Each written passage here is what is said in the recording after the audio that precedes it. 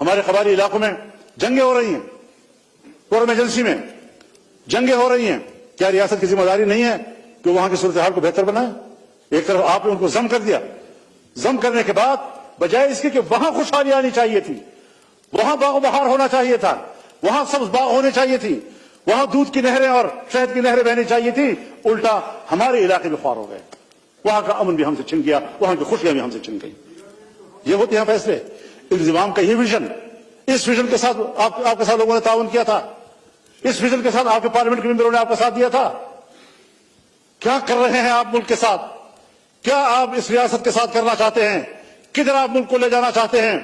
बखुदा मुझे अपने ऊपर एतमाद है, अगर हमारा ऐवान, हुकूमत हो या अपोजिशन, संजीदा होकर खुद एतमादी के साथ अपने वतन अजीज के लिए खुद सोचे, फैसले करे, विजन मौजूद है, दलील मौजूद है, राय मौजूद है, तहकीक मौजूद है, हम इनको इस मुल्क को बेहतर करा सकते हैं।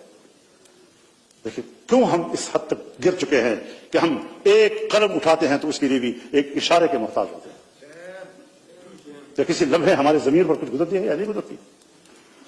तो ये वो सारी सूरत हाल है। हजरत मैं आपको बताऊं जनाब स्पीकर,